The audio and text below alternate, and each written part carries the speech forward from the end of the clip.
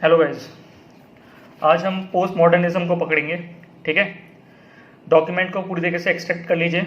हमारा जो paid group चल रहा है उसके साथ स्टार्ट करते हैं। ठीक है, चलिए स्टार्ट करते हैं। पोस्ट मॉडर्निज्म क्या है? ठीक है, उसका कॉन्सेप्ट मैं आपको इंट्रो वीडियो में देख चुका हूँ, वहीं से पकड़ते हैं। ठीक है, सबसे पहले मुझे ये बताइए कि पोस्ट मॉडर्निज्म जो है, वो जो थ्योरी है, वो कौन सी थ्योरी के अपोजिशन में बनी है? वो बनी है फंक्शनलिज्म के अपोजिशन में। ठीक है, और वो कौन सी थ्योरी है जो क्लासिकल इवोल्यूशनिज्म के अपोजिशन में बनी है? वो बनी है फंक्शनलिज्म। ठीक है, तो कितना बढ़िया है। क्लासिकल फंक्शनलिज्म के अपोजिशन में बनी कौन सी थ्योरी? क्लासिकल इवोल्यूशनिज्म के अपोजिशन में कौन सी थ्योरी बनी? फंक्शनलिज्म की। फंक्शनलिज्म के अपोजिशन में कौन सी बनी? Post modernism. अच्छा, क्लासिकल इवोल्यूशनिज्म के सपोर्ट में कौन सी थ्योरी बनी है? क्लासिकल इवोल्यूशनिज्म के सपोर्ट में कौन सी थ्योरी बनी है? न्यू इवोल्यूशनिज्म। अभी न्यू इवोल्यूशनिज्म कराना है, पोस्ट मॉडर्निज्म कराना है और स्ट्रक्चरलिज्म कराना है। ये तीन मोटी मोटी थ्योरीज मुझे करानी है अभी। ठीक है, इन तीन थ्योरीज में पहली थ्योरी मैं आज खोल रहा हूँ पोस्ट मॉडर्निज्म की। ठीक है, चलिए पोस्ट मॉडर्निज्म के बारे में सबसे पहले मैंने आपको एक केस स्टडी दी थी। ठीक है, मैं वही केस स्टडी उठाऊंगा और उसके बाद एक केस स्टडी और उठाऊंगा। ये दोनों case study lemon case study हैं, जिससे आपको एक्चुअल में पता लगेगा कि मैं कहना क्या चाह रहा हूँ और उसके साथ पोस्ट मॉडर्निज्म क्या कहना चाह रहा है। ठीक है, सीधी सी वही बात है कि एक नारियल पानी वाला है। ठीक है, वो नारियल बेच रहा है। ठीक है, और काले रंग की टी शर्ट पहन के, और बहुत गर्मी हो रही है। ठीक है, मैं गया नारियल पानी वाले के पास, मैंने उससे पूछा, भाई ये तू नारियल जो बेच रहा है इतनी गर्मी में, ठीक है, इतनी गर्मी में नारियल जो तू बेच रहा है, तू क्या पागल है? क्या तू मूर्ख है? अगर ये चीज मैं डॉक्यूमेंट कर दूं, ठीक है, कि यहाँ के लोग गर्मी में नारियल बेचते हैं और ऊपर से वो डार्क रंग के कपड़े पहनते हैं, ठीक है, तो बस मैंने ये कर दिया, लिख दिया। तो ये मेरा ऑब्जर्वेशन से मैंने लिखा, this I have written by observation. ठीक है, जो मेरे सोचने की क्षमता है उससे मैंने लिखा। ठीक है, अब क्या होगा अगर मैं उससे वो क्वेश्चन करूंगा, जो एक्टर है, जो वो नारियल पानी वाला है, अगर उसका वो आंसर देता है और उसका आंसर ये है, सुनो उसका आंसर क्या है, ये है, भाई जो मैं नारियल बेच रहा हूं, अगर मैं सफेद कपड़े पहनूंगा तो, या फिर लाइट कपड़े पहनूंगा तो नारियल के पानी की जो छींटे हैं वो कपड़े पे गिर जाती हैं और सफेद कपड़े पे वो बहुत ज्यादा भद्दी लगती हैं। ठीक है, और मेरे कपड़े खराब हो जाते हैं, इसीलिए मैं डार्कर शेड्स के कपड़े पहनता हूं, जिससे वो जो नारियल की बूंदे हैं अगर वो गिरे भी तो इतनी ज्यादा विजिबल ना हो। ये उसने रीजन दिया।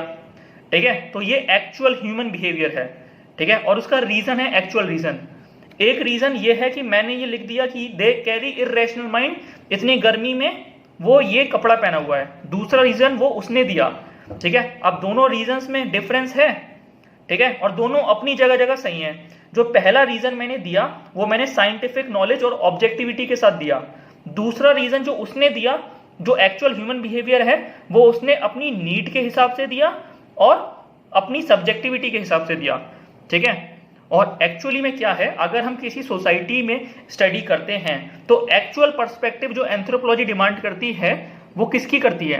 वो मैन से बात करती है, जो सब्जेक्ट मैटर हैं, उनकी एक्चुअल नीड सामने आनी चाहिए एंथ्रोपोलॉजी में, या उनका कल्चर का एक्चुअल रेलिवेंस सामने आना चाहिए।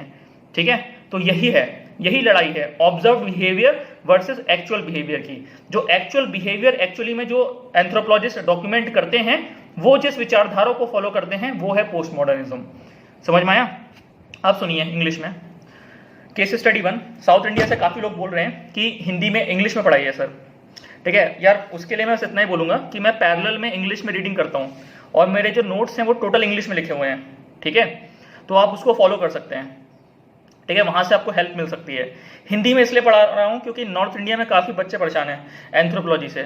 ठीक है, कोई बड़ा फैकल्टी भी नहीं है, ठीक है, जो अच्छे से कन्वर्ट कर दे हिंदी में, या हिंदी में लोगों को समझा दे। साउथ इंडिया में क्या है कि काफ़ी सारे फैकल्टीज हैं जो आप लोगों को सपोर्ट कर रहे हैं पूरी तरीके से और कॉन्सेप्ट को अच्छी तरह से क्लियर भी कर रहे हैं। पर नॉर्थ इंडिया में ऐसा कोई बड़ा नाम नहीं है जो इस लेवल पे काम सोच रहा हो, मतलब जो इस लेवल पे सोच रहा हो कि जो स्टेट पीसीएस के बच्चे हैं नॉर्थ इंडिया में या फिर वेस्ट बंगाल में, बिहार में, ठीक है, वो इन कॉन्सेप्ट को आसानी से समझ सके और फिर अपनी लेमन भाषा में लिख सके। ठीक है, इसीलिए ये हम लोगों ने इनिशिएटिव लॉन्च किया है। ठीक है, और इसमें कुछ है भी नहीं, मतलब सपोज करिए कि मुश्किल भी नहीं है कि इंग्लिश में समझाना, ठीक है। जैसे ही हमारा मॉड्यूल खत्म हो जाएगा हम एक रिवीजन मॉड्यूल बनाएंगे जिसमें हम सब कुछ समझाएंगे, वो टोटल इंग्लिश में हम देंगे, ठीक है, प्रॉपर इंग्लिश में चलेगा वो, ठीक है। वहां से आप कर लीजिएगा, वो फ्रीली अवेलेबल होगा, ठीक है। अभी आप क्या करिए, आप नोट्स को एक्सट्रैक्ट करिए, वो नोट्स टोटली इंग्लिश में लिखे हुए हैं। जैसे ये पोस्ट मॉडर्निज्म के नोट्स हैं, ठीक है, ये 1 2 3 4 5 टोटल मिला के 5 × 2 10 पेजों में post modernism with case study खत्म है, एप्लीकेशन पार्ट भी और इसका कॉन्सेप्ट भी, ठीक है। इसके बाहर आपको कुछ नहीं पढ़ना है, इसकी गारंटी मैं दे रहा हूँ, इसको लिखिए नंबर मिलेंगे, ठीक है। और जितने मैंने अभी तक दिए हैं, ठीक है, थॉट में काफी मोटा बंडल बन चुका होगा आप लोगों का, ठीक है। बस वही रटिए, उसको अच्छे से मैंने समझा दिया है। अगर आपको लगता है कि कुछ एक्स्ट्रा चीज डालनी है तो वहीं डाल दीजिए, कोई दिक्कत नहीं है, ठीक है। चलिए अब केस स्टडी 1 स्टार्ट कर रहा हूं जो मैंने समझाया। A man wearing darker shirt on Sunny summers and selling coconut water, ठीक है। अब ऑब्जर्वर व्यू, जो एंथ्रोपोलॉजिस्ट, उसका व्यू क्या होगा, wearing darker being heat absorber, जो डार्क कपड़ा है वो हीट को ज्यादा एब्जॉर्ब करता है, इज इर्रेशनल, ये इर्रेशनल थिंकिंग का प्रदर्शन है। अब मेंस व्यू, एक्टर्स व्यू क्या है, कोकोनट वाटर वाला, coconut water drops generally spoil my light colour clothes, वो ये आंसर देता है। तो इसमें सही कौन है, ऑब्जर्वर वाइज ऑब्जर्वर सही है या यूटिलिटी वाइज मैन सही है, तो इस पे क्वेश्चन मार्क है। The meaning given by the hawker, जो वो कोकोनट वाटर वाला है, to his behaviour is more correct, क्योंकि वही एंथ्रोपोलॉजिकल नीड है। दिस इज पोस्ट मॉडर्निज्म, यही पोस्ट मॉडर्निज्म है। ऑब्जर्वर व्यू इज फंक्शनलिज्म, जो ऑब्जर्वर व्यू करता है, देखो जो दो इंपॉर्टेंट फंक्शनलिज्म के जो प्रोपोनेंट हैं, जो झंडा लेके चलते हैं, कौन कौन है, एक है हमारे मेलिनोस्की भाई साहब और एक है हमारे रेडक्लिफ ब्राउन भाई साहब। मेलिनोस्की ने जो फील्ड वर्क किया था वो किया था ट्रोबिलेंट आइलैंडर पे, साल कौन सा था, 1914 से 1918। जो रेडक्लिफ ब्राउन ने किया था वो किया था ग्रेट अंडमानीज पे, वो था 1906 से 1908। अब ये करे थे, उस समय फील्ड वर्क बन रहा था, फील्ड वर्क के डोमेन्स खुल रहे थे, फील्ड वर्क के मेथड्स एहतियात हो रहे थे। उस टाइम पे क्या होता था कि फील्ड वर्क की टेक्नोलॉजी, फील्ड वर्क का इस्तेमाल करके एंथ्रोपोलॉजिस्ट उस समाज में रहते थे कुछ पर्टिकुलर सालों के लिए या कुछ पर्टिकुलर टाइम के लिए, और उन समाज में घुल मिल के वो अपना डॉक्यूमेंट तैयार करते थे। इसी को तो फील्ड वर्क कहते हैं। जैसे पार्टिसिपेंट ऑब्जर्वेशन एक टेक्निक है, खूब सारी टेक्निक्स हैं, फील्ड वर्क में समझाया जाएगा आपको आगे जाके, ठीक है। तो इस तरह के एंथ्रोपोलॉजिस्ट ये काम कर रहे थे, ठीक है। तो वो क्या करते थे, जब ये फील्ड वर्क स्टार्ट हुआ करना, तो वो अपने ऑब्जेक्टिविटी और अपने साइंटिफिक नॉलेज के हिसाब से सामने वाली सोसाइटी को देखते थे, ठीक है, और अपने दिमाग से उसके रेलिवेंस और उसके जो इंटरेक्शन से वो जो नॉलेज गेन करते थे वो डालने की कोशिश करते थे।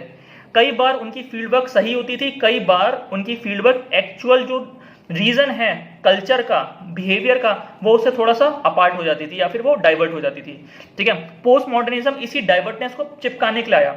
उन्होंने बोला कि अगर हम फील्ड वर्क करेंगे तो वो ह्यूमन बिहेवियर से चिपटा के चलेंगे, ठीक है। हमको जो फील्ड वर्क करना है वो एग्जैक्टली मैप करना होगा जो ह्यूमन बिहेवियर सोसाइटी में है। ये था पोस्ट मॉडर्निज्म का एक्चुअल नीड, जो आगे जाके मोस्ट एक्सेप्टेड थ्योरीज में से एक बना एंथ्रोपोलॉजी में। क्लियर हुआ? तो जो ऑब्जर्वर ने व्यू दिया है, use of scientific method to give explanation, ये है फंक्शनलिज्म। और explanation given by observer may और may not match with the meaning given by hawker, ये तो हम जानते हैं। हो सकता है कि जो ये रीजन दे ये पकड़ ले। देखो कुछ लोग होते हैं ना, समाज में जाते हैं और समाज की जो रीतियां हैं उनको पकड़ लेते हैं, उनको समझ लेते हैं, नॉलेज रखते हैं। कई लोग ऐसे होते हैं कि देख के चीजों को पहचान लेते हैं। तो अगर फील्ड वर्कर ऐसा है कि वो इस लेवल तक सोचता कि हॉकर की शर्ट खराब ना हो जाए, शायद इस वजह से वो कर रहा हो और इस चीज को वो डाले, तब तो भाई तुम बिल्कुल अलाइन होकर चल रहे हो। पर ये बहुत मुश्किल है ना, आपको एक्चुअल में उसके कल्चर को जानना है तो आपको ह्यूमन बिहेवियर को मैप करना पड़ेगा उस सोसाइटी के, और उसके लिए आपको एफर्ट मानना पड़ेगा, और उसी एफर्ट में फील्ड वर्क में टाइम लग जाता है, और उसी के लिए खूब सारी टेक्निक्स हैं फील्ड वर्क में, ठीक है। जिसमें से मैंने बताया आपको पार्टिसिपेंट ऑब्जर्वेशन एक टेक्निक है। आप क्या करते हैं, समाज में जाके समाज के लोगों के साथ रहते हैं। भाई एक एंथ्रोपोलॉजिस्ट ऐसी रही है जिसने उस समाज में काम करने के लिए वो समाज में रही और उसी समाज के किसी आदमी के साथ शादी भी कर ली, ठीक है। अपने इतना डिवोशन था उस बंदी का अपने एंथ्रोपोलॉजी के प्रति, रिसर्च के प्रति, ठीक है। तो इस तरह के लोग भी हैं, पढ़ाएंगे उनके बारे में भी आगे, ठीक है। तो ये समझ में आया, हमको एक्चुअल चीजें जो ग्राउंड पर हैं, कल्चर, बिहेवियर, वो मैप करना है। यही पोस्ट मॉडर्निज्म का प्रिंसिपल है, ठीक है। ना कि हम एंथ्रोपोलॉजिस्ट का वो नजरिया डालें जो उनका ऑब्जेक्टिफिकेशन और उनका साइंटिफिक नॉलेज दे रहा है सिंगल हैंडेडली।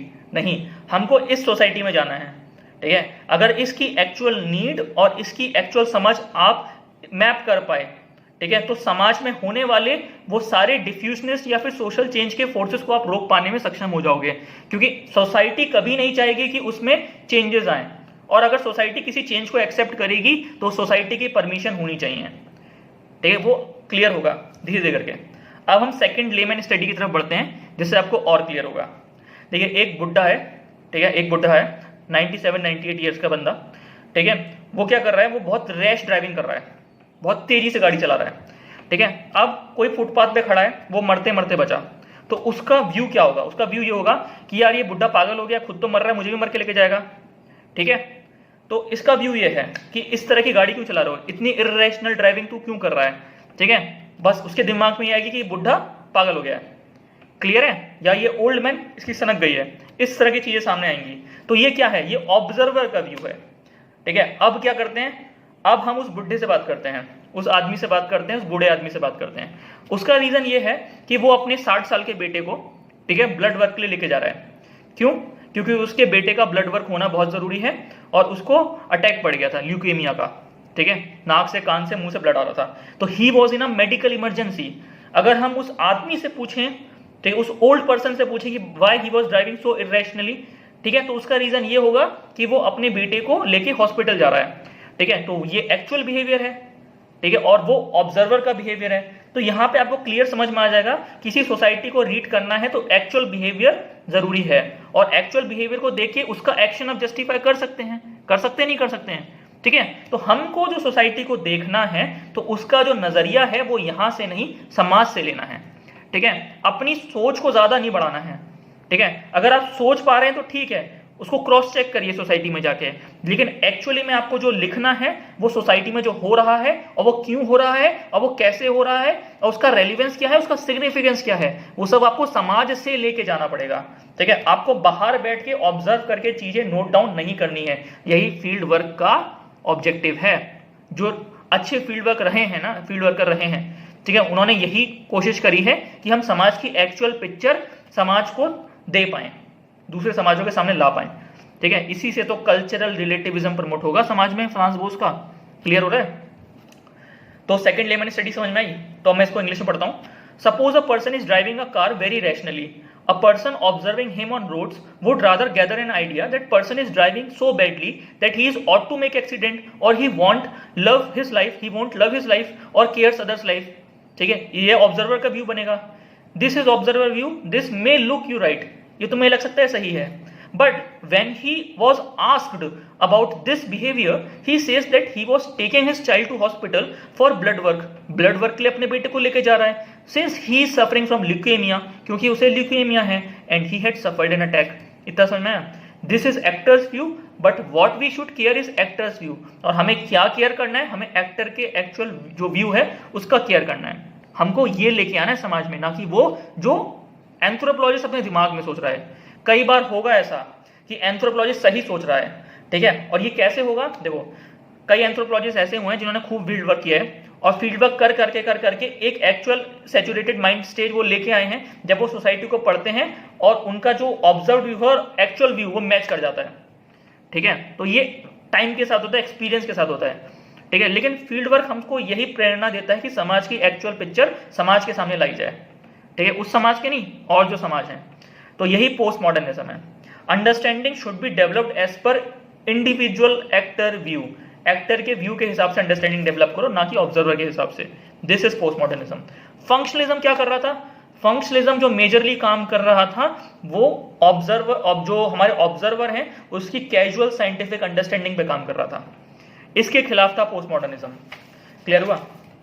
इतना क्लियर? अब पोस्ट मॉडर्निज्म के अंदर एंट्री करते हैं। पोस्ट मॉडर्निज्म की जो एक्चुअल डेफिनेशन है वो मैं समझा चुका हूं, मैं रीड मार रहा हूं। Postmodernism developed in opposition of functionalism. It is scientific casual explanation of human behavior. जो functionalism है क्या है? Scientific casual causal explanation of human behavior. ठीक है, scientific explanation है human behavior की functionalism. They questioned the assumption of field worker. किसने? पोस्टमॉडर्निस्ट लोगों ने, कि आप इनके assumption को क्वेश्चन करता है, जैसे मेलिनोस्की है, रेडक्लिफ ब्राउन है, ठीक है, who claim to record data as an objective scientist and provided causal explanation, जो साइंटिफिक एक्सप्लेनेशन वो प्रोवाइड कर रहे हैं उस पे क्वेश्चन मार्क लगा रहा है post modernist. However there observed causal explanation of people behaviour always does not match the meaning given by people. Post modernism वाले लोग कह रहे हैं कि यो रीजन ये फंक्शनलिज्म वाले लोग देते हैं वो हमेशा मतलब मैक्सिमम टाइम या फिर कई बार होता है मैच करता है, कई बार होता है नहीं मैच करता, किससे, जो एक्चुअल ह्यूमन बिहेवियर है। The reason the relevance given by the functionalist, ठीक है, समटाइम्स और never matches with the reason given by the actual behaviour of the depicted by the actual behaviour of the actor. इतना clear हुआ? तो लड़ाई किस चीज की है? लड़ाई है observed human behaviour versus actual human behaviour की। ऑब्जर्व्ड ह्यूमन बिहेवियर के पीछे झंडा लिए फंक्शनलिज्म है और एक्चुअल ह्यूमन बिहेवियर के पीछे झंडा लिए पोस्ट मॉडर्निज्म वाले लोग हैं। तो ये दो स्कूल ऑफ थॉट लड़ रहे हैं अपनी एग्जिस्टेंस के लिए। एंड में जीतेगा कौन?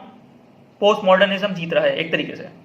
ऐसा नहीं है कि फंक्शनलिज्म खराब है, बट फंक्शनलिज्म ने खूब सारी चीजें दी हैं, पर कुछ मायनों में फंक्शनलिज्म को बीट किया है पोस्ट मॉडर्निज्म ने, इसको समझना पड़ेगा।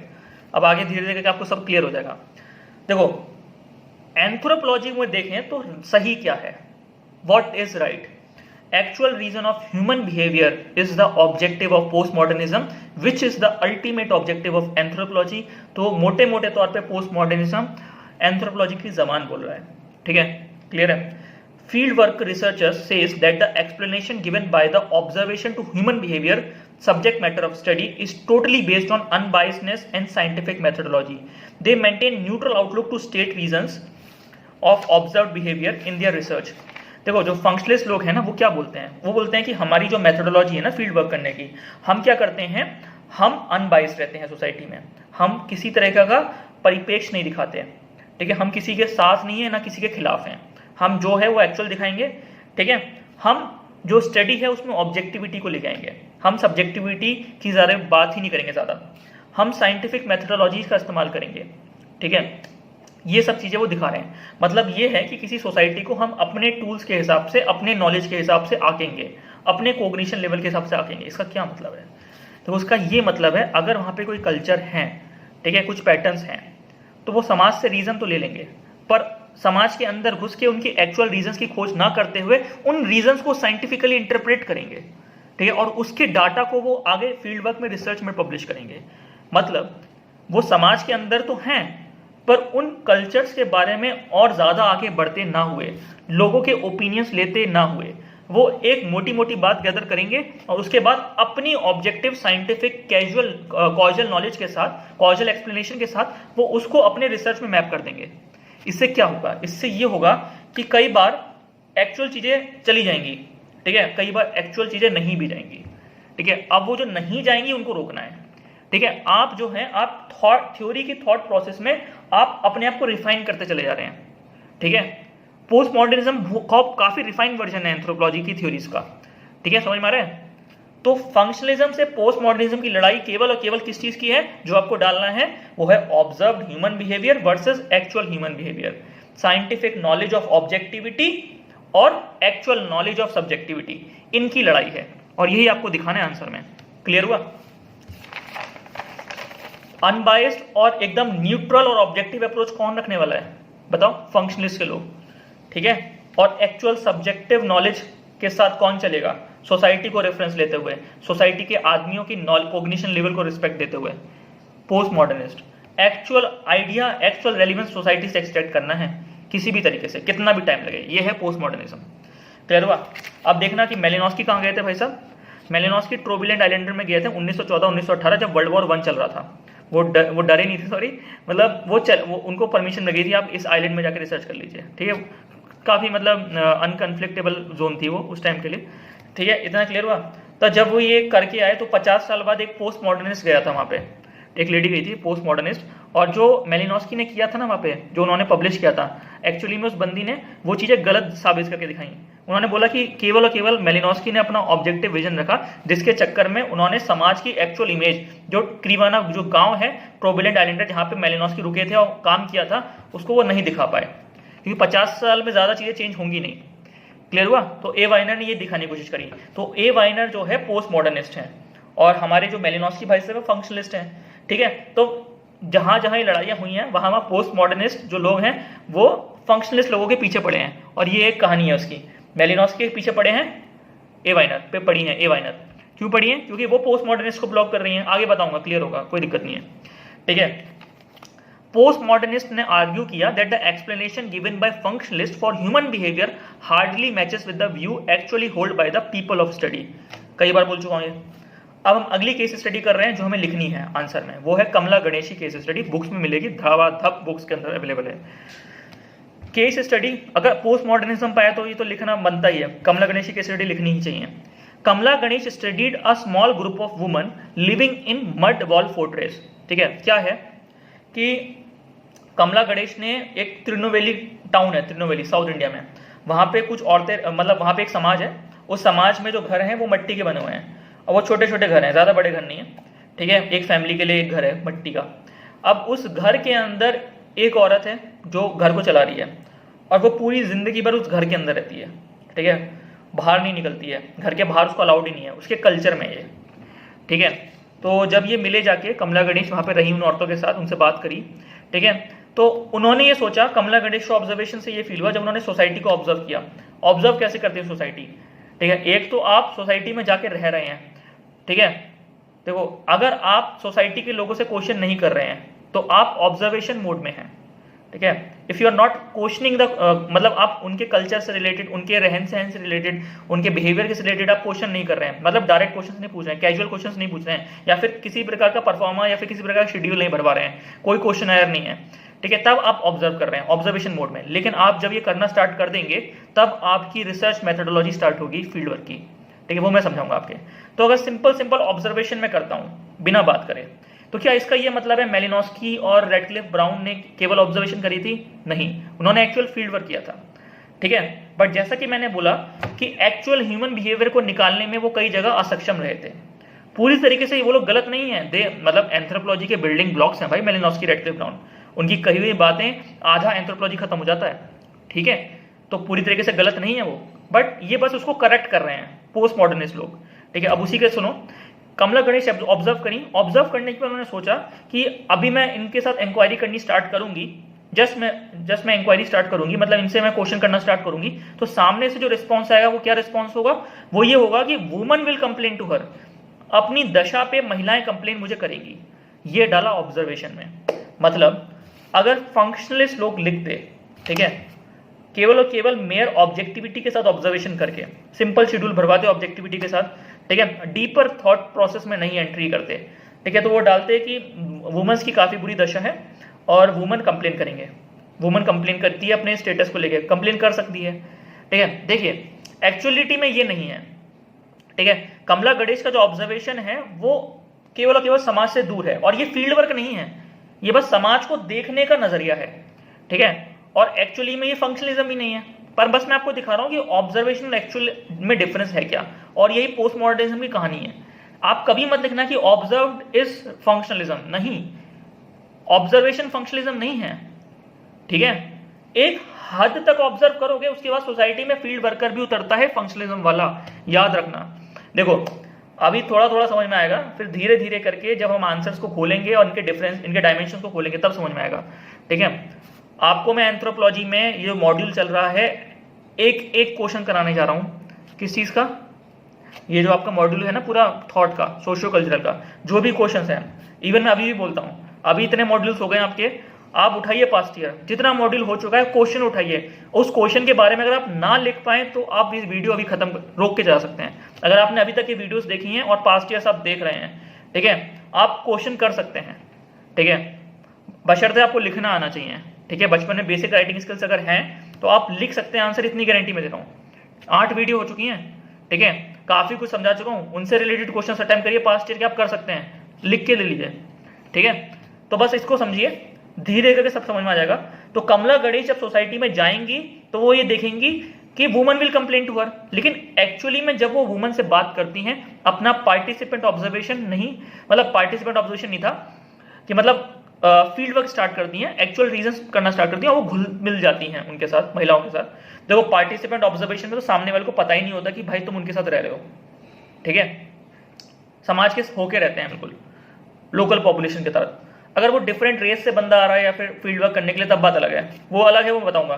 ठीक है, तो जब उनसे बात करी इन्होंने कि इन्होंने कमला गणेश ने किनके साथ, इन महिलाओं के साथ, तो महिलाओं ने ये बोला कि हमें गर्व है, हम अपने समाज के लिए योगदान कर रहे हैं, हम अपने समाज का उद्धार कर रहे हैं, हम समाज को अगली जनरेशन दे रहे हैं, हम उनको सोशलाइज कर रहे हैं, हम अपनी रिस्पॉन्सिबिलिटी निभा रहे हैं। ठीक है, ये जो पिक्चर है ना, ये पिक्चर आज भारतीय नारी की पिक्चर है। ठीक है, जिस कल्चर का हम अभिमान करते हैं अपने ऊपर, इंडियन कल्चर का। ठीक है, तो ये पिक्चर जब सामने आई तो उनको लगा कि नहीं यार, अभी गड़बड़ है, थोड़ी सी रिसर्च मेथोडोलॉजी में थोड़ी गड़बड़ है, ये एक्चुअल ह्यूमन बिहेवियर है जो है, और ये दिल से है। ठीक है, ऐसा नहीं है ऊपर परिप्रेक्ष्य में नहीं है, ये दिल से है। क्योंकि रिसर्च मेथोडोलॉजी में काफी टेक्निक्स ऐसे हैं जब आप ये बता पाएंगे कि कौन सी भावना दिल से है, कौन सी ऊपरी ऊपरी है और बाइस्ड भाषा है। ठीक है, क्लियर होगा, कोई दिक्कत नहीं है। ठीक है, चलिए मैं आपको पूरा इंग्लिश में बताता हूँ। Kamala Ganesh studied a small group of women living in Mudwall Fortress in a town of Trunelveli. These women were never allowed to go out. Having worked at length with a woman inside the fortress, Kamala Ganesh was surprised to find that far from considering themselves trapped and unprivileged, the women felt proud to carry the primary responsibility of perpetuating their group, developing their social group. Although this means suffering from some source of some form of deprivation and hardship, they saw themselves as bearer of tradition of classical womanhood. Mark करो इस line को, bearer of tradition of classical womanhood, celebrated myth and literature. ठीक है, in this way postmodernists intended to provide interpretative understanding of meaning the actor assigned to their action. Actor ने कौन सा meaning दिया अपने एक्शन को? bearer of tradition of classical womanhood. This is the actual human behavior and they are proud of it. This is postmodernism. अगर आप ये छापेंगे actual human behavior, यही postmodernism है, बशर्ते ये गलत नहीं होना चाहिए, ये अनबाइज्ड होना चाहिए। ठीक है, ये ऊपरी नॉलेज से नहीं होना चाहिए, ये डीप सोसाइटी में जाके इस रीजन को निकाल के लाना है आपको। ठीक है, यही postmodernism है। कमला गणेश की ऑब्जर्वेशन से क्या पता चला था? Woman will complain to her, जो उन्होंने नहीं किया। हो सकता है कमला गणेश करती, इस तरह से करती, ठीक है, और सोसाइटी में जाके ये अप्रोच लेती हैं, मतलब बिल्कुल ही फॉर्मल तरीके से सामने से डेटा ले रही हैं और फिर अपने नॉलेज पे वो बता रही हैं। जैसे सपोज करो कमला गणेश सोसाइटी में गई, ठीक है, और उन्होंने ऑब्जर्व कर लिया कि यार ये woman will complain to her, फिर उसके बाद वो शेड्यूल लेके गई अपना, फिर उन्होंने क्वेश्चन करने स्टार्ट किए, क्या आप अपने घर में रहना पसंद करती हैं, क्या आपको बाहर की दुनिया नहीं देखनी है, इस तरह के क्वेश्चन। उनके अपने आंसर होते सामने वालों के, और इन आंसर्स में उनके कल्चर की बात नहीं हो पाती, क्योंकि जो क्वेश्चंस आ रहे हैं वो तुम दे रहे हो सामने से, ठीक है, और तुम अपनी नॉलेज से वो क्वेश्चन बना रहे हो अपने ऑब्जर्वेशन लेवल से, ठीक है, तो एक्चुअल रीजन समाज से निकल ही नहीं पाता इस चक्कर में, ठीक है, तो उनके मुंह से सामने से निकल जाता हाँ हमारा मन तो है बाहर देखने का, और अगर किसी वुमन के मुंह से निकल रहा है या फिर मेजर वुमेन्स के मुंह से निकल रहा है हमारा मन है घूमने का, ठीक है, ये चीजें निकल के आ रही हैं, तो आप अपनी रिसर्च में छाप दोगे they were complaining of this this that, और वो समाज की गलत पिक्चर चली जाएगी। समझ में आ रहा है? अब एक्चुअलिटी में उनका बिहेवियर, उनका कल्चर कैसे पता चलेगा? आप उनके साथ काफी इंटरेक्ट कर रहे हो, काफी मतलब इनफॉर्मल बात कर रहे हो, मतलब यार कि चलो ये सब तो ठीक है, ठीक है, आप चाय पे बात करोगे ये सब तो ठीक है, पर तुम अब कैसे रह लेती हो अंदर, ठीक है, मतलब ये सब चीजें। लेकिन जब वो तुम्हारे साथ फ्रेंडली होगा ना, तब वो अपने मुंह से एक्चुअल कल्चर की बात कर जाएगा, हम ऐसी हैं, हमें गर्व है, ठीक है, हम अपने कल्चर का झंडा लिए चल रही हैं, हम अपने समाज को इतना सब कुछ दे रही हैं, तो वो कल्चर की जो डीप मीनिंग है ना, यही पोस्ट मॉडर्निज्म खोजने की कोशिश करता है, ठीक है। वो कभी नहीं कहता कि अपने जो पोस्ट मॉडर्निज्म कभी नहीं बोलता कि भाई अपने सामने वाले के साथ तुम फॉर्मल रहो पूरी तरीके से, वो कहता है भाई डेवलप अ फ्रेंडली रिलेशन, क्योंकि जब आप अपना भरोसा सामने वाले पर लाएंगे तभी आप सामने से आप उपेक्षा करेंगे कि वो सही रीजन आपको देगा। समझ में आ रहा है? पार्टिसिपेंट ऑब्जर्वेशन बेस्ट टेक्निक है जितना मुझे अभी तक लगा है, ठीक है, बाकी हम देखते हैं धीरे धीरे समझ में आता है। क्लियर हुआ? Secondly, functionalist like Malinowski claim to provide objective and total account of native life. दूसरी साइड जब फंक्शनलिस्ट काम कर रहे हैं वो एकदम ऑब्जेक्टिविटी में चल रहे हैं, कल्चर ऐसा है या नहीं है, ये है तो ये है, ये है तो ये है, ये है तो ये नहीं है, इस तरह से चल रहे हैं। वो हर चीज को साइंस से लिंक करने की कोशिश कर रहे हैं, ठीक है, हर चीज का साइंटिफिक इवोल्यूशन देने की कोशिश कर रहे हैं, इवोल्यूशन नहीं साइंटिफिक फंक्शन देने की कोशिश कर रहे हैं। समझ में आ रहा है ना मैंने क्यों बोला? ठीक है, but the post modernist rejected their claim of total account of native life. Post modernist कहते हैं कि वो पूरी लाइफ नहीं दिखा रहे हैं, वो कुछ मिस कर रहे हैं, और उन मिसिंग लिंक को ढूंढेंगे हम, जिसको ढूंढा ए वाइनर ने मेलिनोस्की की फील्ड वर्क में। आगे जाके समझाया जाएगा, आगे आएगा। अब आगे पढ़ते हैं केस स्टडी। एक और थोड़ी लेमन केस स्टडी है, एस्किमो से रिलेटेड है, लगेगा आपको एक कंपोजिशन है थोड़ी तरीके से। देखो, एक जुडिशियल ट्रायल चल रहा था यूएसए की कोर्ट में लैंड एक्विजिशन पे, एस्किमो के लैंड पे। एस्किमो की ज़मीन थी, एस्किमो एक ट्राइब है, ठीक है, नॉर्थ अमेरिका में, ठीक है। उसकी ज़मीन को हत्या लिया था गवर्नमेंट ने, तो एस्किमो चला गया था कहाँ पे, कोर्ट में। तो कोर्ट में जब वो चला गया तो उसके सामने रखा गया कि उसको एस्किमो को बुलाया गया विटनेस के रूप में, ज़मीन गई है ना उसकी, विटनेस बॉक्स में गया। तो जज asked him to tell the truth, वही गीता पे रख के जो बोलोगे सच के सिवा कुछ नहीं बोलोगे, वो रखवाया गया उससे। तो एस्किमो ने बोल मना कर दिया, भाई मैं नहीं रखूंगा। और उसने क्या बोला, उसने ये बोला, he will say only what he know, ठीक है। उसने ये बोला, मैं सच नहीं बोलूंगा, पर मैं वो बोलूंगा जो मुझे पता है। क्लियर है। अब ये लाइन जो है ये इतनी फेमस लाइन हो गई फंक्शनलिज्म स्कूल में कि आगे जाके यही फंक्शनलिज्म की प्रिंसिपल लाइन बन गई, ठीक है। तो ये बोला जाता है कि फंक्शनलिस्ट वही लिखते हैं जो वो जानते हैं। Functionalist right only that thing what they know, जो एस्किमो ने बोला था, ठीक है। आगे जाके इसी चीज को गिफ्ट बना पोस्ट मॉडर्निज्म की थ्योरी के रूप में, ठीक है। आपको वो नहीं लिखना है जो आप जानते हैं, आपको वो लिखना है जिस समाज के लिए आप काम कर रहे हैं, वो समाज क्या दिखाना चाह रहा है, या वो समाज अपने कल्चर से क्या बोल रहा है कल्चर के जरिए, ये आपको दिखाना है। यही पोस्ट मॉडर्निज्म है, ना कि आपको ये दिखाना है जो आपका मन सोच रहा है या आपको ऑब्जर्वेशन लेवल सोच रहा है। ये मैटर नहीं करता कि आप सोसाइटी में कितने भी डीप चले जाओ, पर आपके माइंड की ऑब्जेक्टिविटी न्यूट्रल लेवल में होनी चाहिए, ठीक है। आप अपने मन से कुछ नहीं सोचेंगे अपनी रिसर्च पेपर में, ठीक है। अगर आप कहीं इंटरप्रिटेशन की बात आती है तो पोस्ट मॉडर्निज्म हमेशा हमेशा फील्ड में उतरता है, लेकिन आप इस इंटरप्रिटेशन के लिंक्स अपने दिमाग से नहीं खोजेंगे। ये फंक्शनलिज्म था। क्लियर हुआ? काफी डिफरेंस है भाई, नोट्स पढ़ना क्लियर हो जाएगा, बहुत बारीकी से लिखा गया है, ठीक है। समझाने की पूरी कोशिश कर रहा हूं मैं।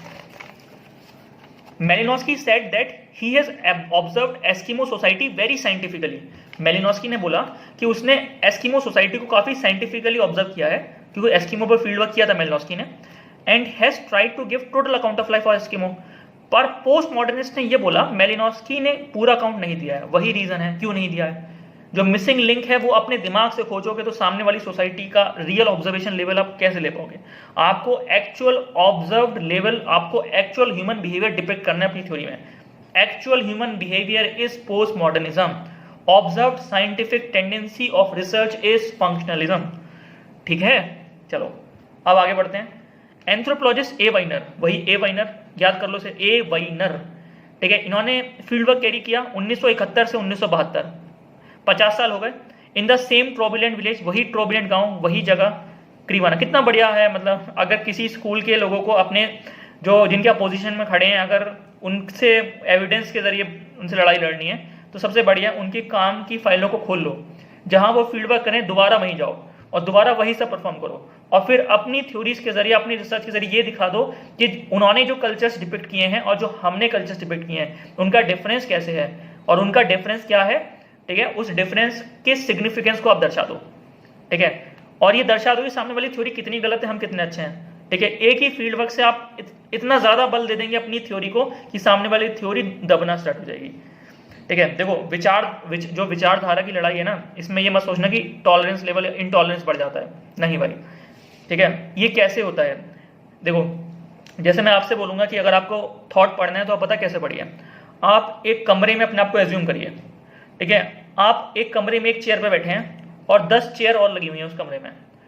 एक चेयर पे टाइलर बैठा है, मॉर्गन बैठा है, फ्रेजर बैठा है, अगली चेयर पे कोई और बैठा है, फिर एक पे मेलिनोस्की बैठा है, एक पे रेडक्लिफ ब्राउन बैठा है, एक पे वो लेस्ली वाइट बैठा है। ऐसे करके सारे एंथ्रोपोलॉजिस्ट बैठा दो, फिर उनकी डिबेट में पार्टिसिपेट करो, ठीक है। आपस में वो लड़ेंगे, ठीक है। उस डिबेट्स में वो अपनी मुख्य भाषा से लड़ेंगे। जो मैंने पता है ना, जैसे कि मैं अभी जैसे ए वाइनर बता रहा हूँ, तो ए वाइनर बैठी हुई है सामने और वो अपनी बात रख रही है। उसकी बात की अपोजिशन में मेलिनोस्की बोलेगा, उसकी बात की अपोजिशन में रेडक्लिफ ब्राउन बोल रहा है, वहां पे क्लासिकल इवोल्यूशनिस्ट वाले बोल रहे हैं, तो आपस में लड़वा दो इनके। अब इससे क्या होगा, जब ये प्रोसेस तुम्हारे माइंड में चलेगा ना धीरे धीरे करके, तब आप लिंकेजेस निकाल पाएंगे और उन लिंकेजेस का इस्तेमाल आंसर में कैसे करना है तब आप कर पाएंगे। क्वेश्चन आता है कि क्लासिकल इवोल्यूशनिज्म और न्यू इवोल्यूशनिज्म में डिफरेंस क्या है। अगर वो दोनों एक दूसरे को सपोर्ट कर रही हैं थ्योरी, तो एक्चुअल में डिफरेंस क्या है, ये क्वेश्चन बनता है, ठीक है। और क्या बनता है, रेडक्लिफ ब्राउन के सोशल स्ट्रक्चर से आप क्या समझते हैं, तो रेडक्लिफ ब्राउन के मुंह से निकली हर एक बात लिख डालो। ठीक है। जो टेक्नोलॉजिकल पर्सपेक्टिव ऑफ कल्चर है वो किस तरह से डिफरेंट है ल्यूलियन स्टीवर्ट के इकोलॉजिकल पर्सपेक्टिव ऑफ कल्चर से, ठीक है।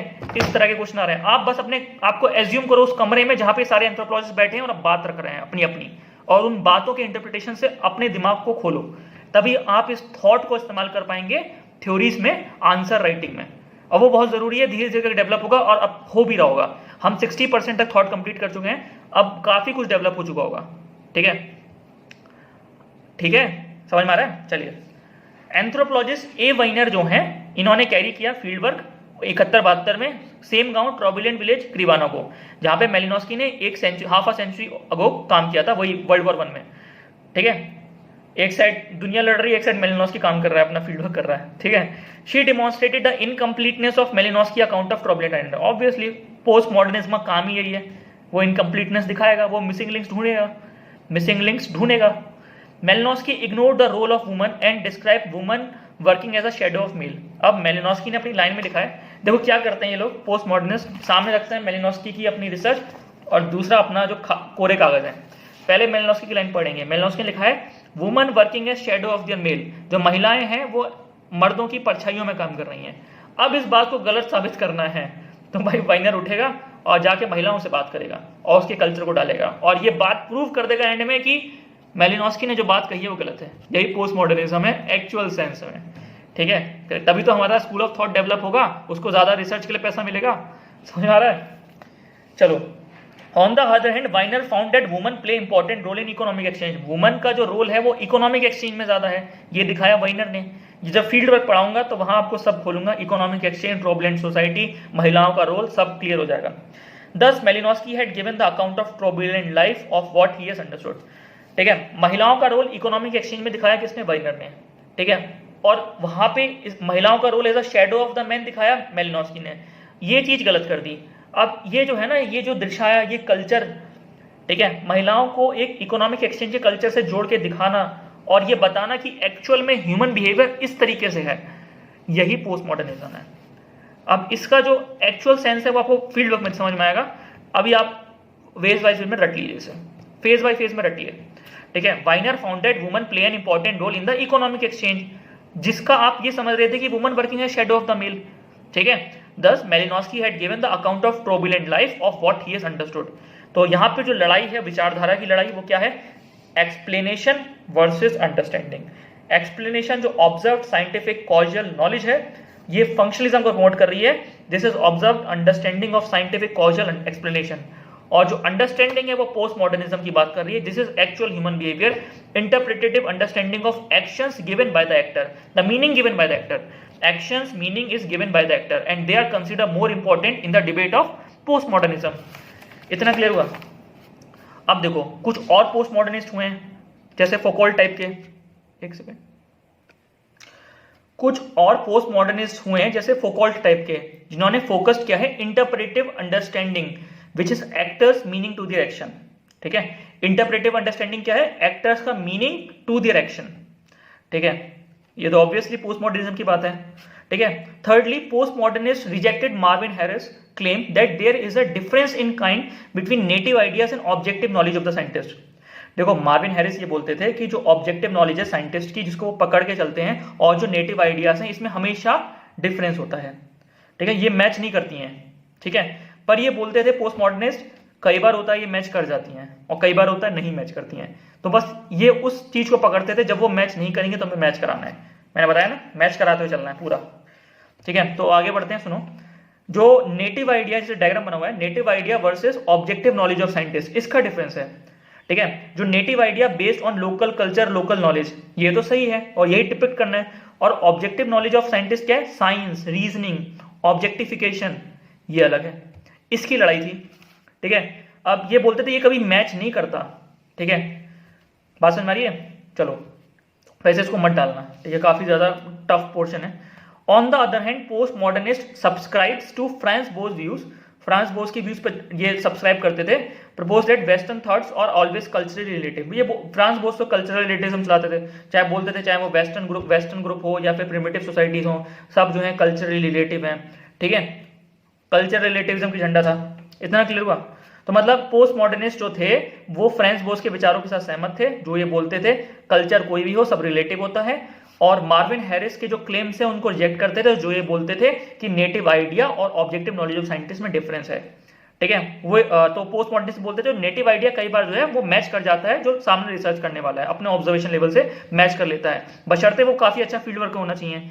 जब वो मैच नहीं करेगा तो हमें मैच कराना है, जब वो मैच कर रहा है तब ठीक है, लेकिन अगर वो मैच कर भी रहा है तब भी आपको सोसाइटी में जाके उसे क्रॉस चेक करना है, ये बोलता था पोस्ट मॉडर्निस्ट। ठीक है, चलिए अब बेसिक पोस्टुलेट पढ़ लेते हैं पोस्ट मॉडर्निज्म के। Instead of providing scientific causal explanation of human behaviour from observation point of view, postmodernists such as Foucault emphasized on understanding human behavior in terms of meaning the actor assigned to their action। सच में कमला गणेश, जैसे support में आप क्या करेंगे, कमला गणेश की case study तो जरूर डालेंगे। पोस्ट मॉडर्निज्म आएगा तो कमला गणेश की केस स्टडी डालना ही डालना है। कौन सी केस स्टडी? जो बताई थी मट्टी के घर में जो औरतें रह रही हैं, औरतें will complain this is observed behaviour, लेकिन एक्चुअल में they are the bearer of the classical womanhood. ठीक है, और they were supporting the society. ठीक है, सोशलाइजेशन के जरिए बच्चे पैदा करके और बच्चों को सोशलाइज करके समाज में कैसे रहना है, ये सब जो उनका कल्चर का उनका एक्चुअल रीजन था, ये दिखाना है आपको अपनी केस स्टडी में, कमला गणेश की केस स्टडी में। क्लियर हुआ? तो instead of providing scientific causal explanation of human behaviour from observer point of view, post modernist such as Foucault, उन्होंने बोला कि आप जो है एक्टर का जो मीनिंग है उसके एक्शन को वो दिखाइए। भाई ये बात तो मैं कितनी बार बोल चुका हूं। ठीक है, क्लियर हुआ? चलिए, post modernist hold the view that the claim of total account native life of researchers is not always true. ठीक है, ये तो बात तो सही है ना कि हमेशा वो सही नहीं होता जो टोटल अकाउंट जो रिसर्चर्स देते हैं। ठीक है, वही तो हमें अलाइन कराना है, जो एक्चुअल मीनिंग सोसाइटी का है और ये जो ऑब्जर्वर का मीनिंग है। ठीक है, आपको ये अलाइन कराना है। जिस दिन ये अलाइन होना स्टार्ट हो गया, ठीक है, ऑब्जर्वर की समझ सोसाइटी को लेके, ठीक है, और सोसाइटी की एक्चुअल जो समझ है वो मैच करनी चाहिए, यही पोस्ट मॉडर्निज्म है। Malinowski has provided just an account of provident life of what he has understood during his field work। ठीक है, और ये इनकम्प्लीट है, ये पोस्ट मॉडर्निस्ट बोलते हैं। हमको जो दिखाना है समाज को, वो एक्चुअल समाज दिखाना है। The incompleteness of his account like ignoring woman rule in economic exchange, पूरी तरीके से इग्नोर कर दिया था मेलिनोस्की ने कि इकोनॉमिक एक्सचेंज में वुमन का क्या रोल है। दिस वॉज शोन बाय ए वाइनर, जिससे उनकी जो बात थी woman were just a shadow of man, वो पूरी तरह से गलत हो गई थी। क्लियर है? Who carried field work in the same village, जो ए वाइनर थे क्रिवाना में उन्होंने किया था 1971-72 में, 50 साल बाद किसके? मेलिनोस्की के। There Malinowski has worked earlier. इतना क्लियर हुआ? चलिए, पोस्ट मॉडर्निस्ट ने रिजेक्ट किया मार्विन हैरिस के व्यू को that native view is subjective and it is based on tradition and field work view is objective as it is based on reason, logic and science. ठीक है, वो ये कभी नहीं बोलते थे कि फील्ड वर्क जो है ऑब्जेक्टिव है। भाई वो खुद फील्ड वर्क का इस्तेमाल करते थे। ठीक है, उस फील्ड वर्क के जरिए तो वो समाज में घुसते थे और जो चीजों को निकालते थे, वो ये कहते थे कि फील्ड वर्क की जो अंडरस्टैंडिंग है वो भी सब्जेक्टिव है कई दिशाओं में। आप फील्ड वर्क के जो टूल्स हैं उनमें स्टिफनेस दिखाए बिना अगर आप काम करेंगे तब आप समाज की एक्चुअल पिक्चर ला पाएंगे।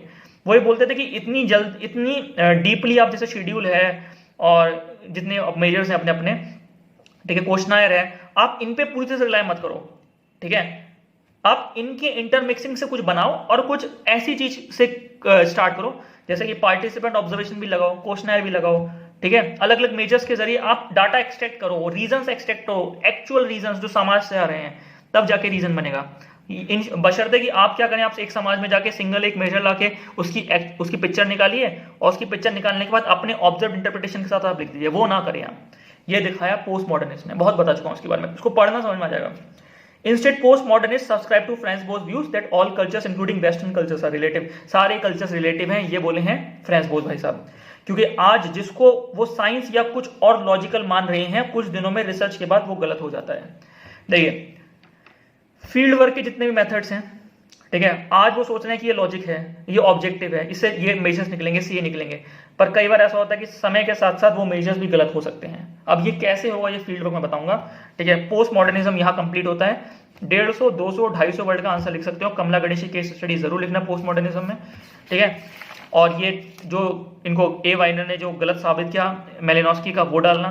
ठीक है, पोस्ट मॉडर्निज्म में जो डिबेट है actual versus observe versus actual की जरूर डालना। अंडरस्टैंडिंग, एक्सप्लेनेशन वर्सेस अंडरस्टैंडिंग की जरूर डालना। जो एक दो लेमन एग्जाम्पल है उससे अगर समझ में आया तो भाई मेरा काम सक्सेसफुल हुआ। ठीक है, तो मिलते हैं अब नेक्स्ट केस स्टडी में।